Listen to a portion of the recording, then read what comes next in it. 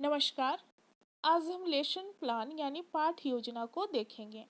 आज का हमारा विषय है गृह विज्ञान यानी होम साइंस, और जबकि हमारा टॉपिक है खाद्य संरक्षण।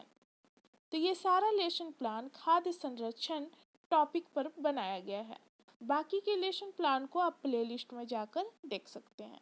वहाँ पर आपको विभिन्न टॉपिक पर लेसन प्लान बनाया हुआ मिल जाएगा। तो जब भी लेसन प्लान बनाना स्टार्ट करते हैं, अपने रजिस्टर के बाएं पेज से स्टार्ट करते हैं। सबसे पहले लिखते हैं विद्यालय का नाम, यानी कि जिस विद्यालय में आपको पढ़ाने के लिए जाना है उस विद्यालय का नाम यहाँ पर लिखेंगे। फिर उसके बाद आप अपना नाम लिखिएगा। फिर उसके बाद आपका क्रमांक यानी रोल नंबर क्या है वो चीज़ डालेंगे। फिर विषय आपका हो जाएगा गृह विज्ञान और प्रकरण हो जाएगा खाद्य संरक्षण, और किस क्लास के लिए है तो 7th क्लास के लिए, और कितनी अवधि आपको पढ़ाना है कितने समय तक, तो यहाँ पर 40 या 35 मिनट अपने अनुसार लिख सकते हैं। और किस घंटे में आपको पढ़ाना है तो वो लिख लीजिएगा, और डेट क्या है और आपका सत्र कौन सा है वो चीज़ डाल लीजिएगा। फिर उसके बाद आपका आता है सामान्य उद्देश्य। तो सामान्य उद्देश्य जो होता है ये हमारा विषय से संबंधित होता है, जबकि इसके बाद विशिष्ट उद्देश्य आता है जो कि वो टॉपिक से संबंधित होता है। तो यहाँ पर समान उद्देश्य का 4 या 5 पॉइंट देखेंगे। जैसे कि पहला है छात्रों में गृह विज्ञान विषय के प्रति रुचि उत्पन्न करना। दूसरा, छात्रों में रचनात्मक विधि का विकास करना। तीसरा, छात्रों में मानसिक शक्तियों का विकास करना। और चौथा है छात्रों में घरेलू कार्यों के प्रति रुचि उत्पन्न करना। और पांचवा है छात्रों को गृह विज्ञान का दैनिक जीवन में महत्व बताना। अगर आप दूसरे टॉपिक पर भी लेसन प्लान बनाते हैं होम साइंस में, तो समान उद्देश्य में आपका यही पॉइंट हो जाएगा, जबकि विशिष्ट उद्देश्य में चेंज हो जाएगा। तो यहाँ पर विशिष्ट उद्देश्य देखेंगे जो कि हमारा टॉपिक से संबंधित है। तो यहाँ पर हमारा टॉपिक है खाद्य संरक्षण। तो इसका भी 4-5 पॉइंट है। तो पहला हम देखेंगे कि छात्र खाद्य संरक्षण के बारे में जान सकेंगे तथा उन्हें परिभाषित कर सकेंगे। दूसरा, छात्र खाद्य संरक्षण के स्रोतों को बता सकेंगे। और तीसरा है छात्र खाद्य संरक्षण के महत्व का वर्णनात्मक अध्ययन कर सकेंगे। और चौथा है छात्र खाद्य संरक्षण की सुरक्षित विधियों से अवगत हो सकेंगे। और पांचवा, छात्र खाद्य संरक्षण से संबंधित समस्याओं का निदात्मक अध्ययन कर सकेंगे। तो ये था हमारा विशिष्ट उद्देश्य। अब अगला पेज में आते हैं जो कि आपका दाहिना पेज रहेगा, राइट वाला पेज। तो यहाँ पर आपका हो जाएगा सहायक शिक्षण सामग्री, यानी कि आप पढ़ाने के दौरान किन किन सामग्री का प्रयोग करेंगे वो चीज़ को यहाँ पर लिखेंगे। तो प्रायः पढ़ाते समय चौक डस्टर का प्रयोग होता है, पॉइंटर, चार्ट, श्यामपट्ट और अन्य शिक्षण सहायक सामग्री। और किस विधि का प्रयोग कीजिएगा तो ज़्यादातर व्याख्यान एवं प्रश्नोत्तर विधि पढ़ाने के दौरान होता है। पूर्व ज्ञान में हो जाएगा कि छात्र खाद्य संरक्षण के बारे में सामान्य जानकारी रखते हैं, यानी कि उनको कुछ ना कुछ नॉलेज है इस विषय में। फिर वर्ग व्यवस्था में हो जाएगा छात्र अध्यापिका अपनी सुविधा के अनुसार वर्ग को व्यवस्थित करेंगे। इसके बाद आता है आपका प्रस्तावना। यहाँ पर 2 कॉलम बनाते हैं, एक छात्र अध्यापिका कथन और एक छात्र संभावित उत्तर। तो छात्र अध्यापिका कथन में हो जाता है कि यहाँ पर जो छात्र अध्यापक या अध्यापिका है प्रश्न करते हैं वो रहेगा, और छात्र संभावित उत्तर में जो छात्र उत्तर देते हैं वो चीज़ लिखेंगे। तो ये प्रश्न की संख्या लगभग 4 या 5 होना चाहिए, और लास्ट में हमारा टॉपिक निकल कर आना चाहिए जिस टॉपिक को हमें पढ़ाना है। तो ये प्रश्न और उत्तर दोनों एक दूसरे से संबंधित होते हैं। जैसा कि पहला प्रश्न छात्र अध्यापिका करती हैं कि खेती से संबंधित कार्य कौन करता है, तो छात्र के द्वारा उत्तर आता है किसान। तो अब किसान से ही संबंधित यहाँ पर प्रश्न बनेगा, किसान खेतों में क्या उगाता है।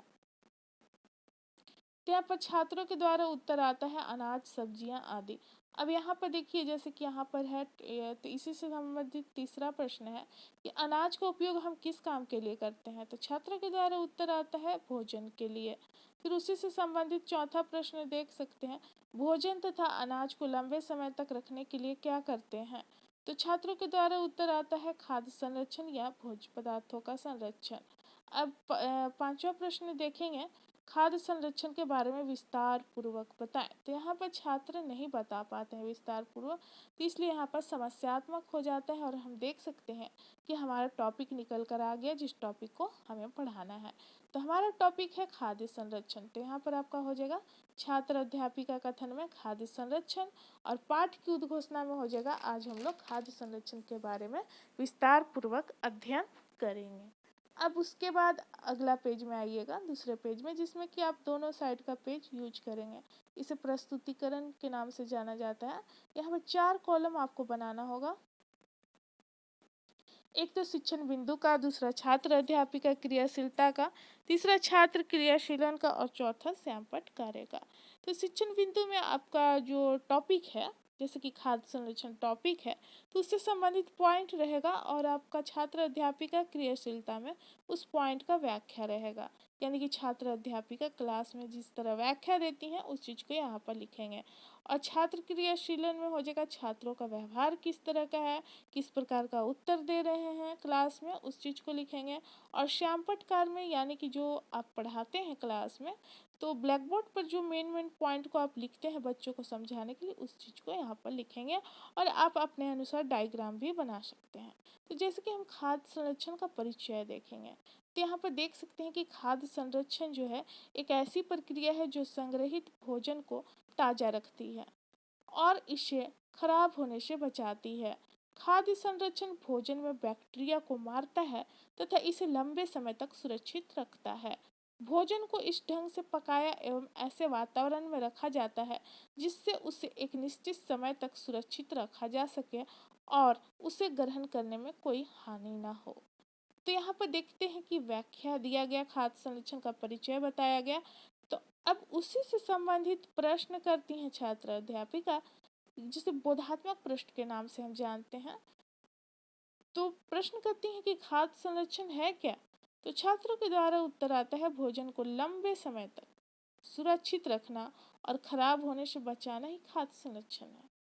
यहाँ पर छात्र क्रियाशीलन में देख सकते हैं कि छात्र ध्यानपूर्वक कक्षा में छात्र अध्यापिका द्वारा पढ़ाए जा रहे कथन को सुनेंगे। और श्यामपट्ट कार्य में देख सकते हैं कि खाद्य संरक्षण जो है, इससे क्या है कि यह भोजन को लंबे समय तक सुरक्षित रखता है और खराब होने से भोजन को बचाता है। अब दूसरा शिक्षण बिंदु आप देखिएगा, खाद्य संरक्षण की विधियां क्या है, किस तरह से खाद्य पदार्थों का संरक्षण किया जाता है। जो भोज्य पदार्थ होते हैं, खाद्य पदार्थ, उसको संरक्षित किस तरह से रखा जाता है।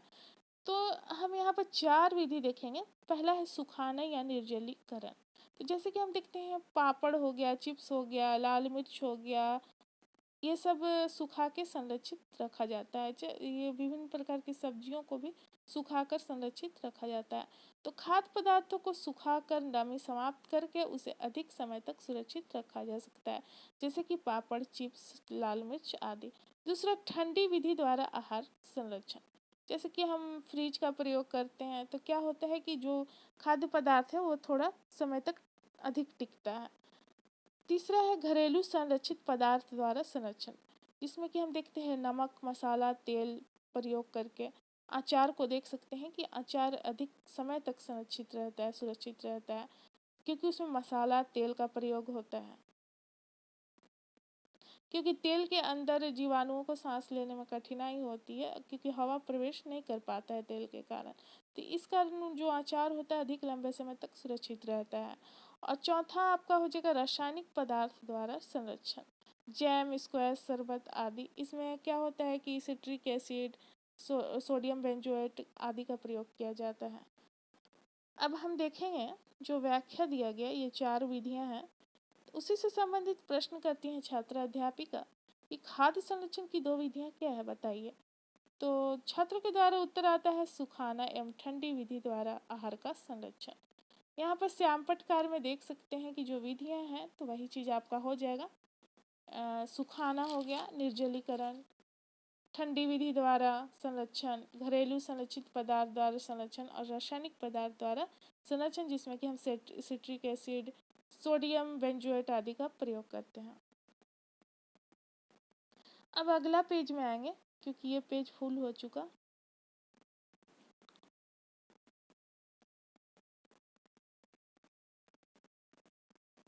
तीसरा हमारा शिक्षण बिंदु है खाद्य संरक्षण का सिद्धांत। तो यहाँ पर सिद्धांत भी हम 4 देखेंगे, जैसे कि जीवाणुओं के द्वारा भोजन को खराब होने से रोकना, भोजन को स्वयं दूषित होने से बचाना, तीसरा जीवाणुओं को नष्ट करना और खाद्य पदार्थों को कीड़ों से बचाना आदि हम देख सकते हैं। तो यहाँ पर देखें चारों को। अब इसी से संबंधित छात्र अध्यापिका प्रश्न करती हैं कि जीवाणुओं के द्वारा भोजन को खराब होने से कैसे बचाया जा सकता है। तो छात्रों के द्वारा उत्तर आता है पकाकर, वायु रहित वातावरण बनाकर, तापमान कम करके, सुखाकर आदि।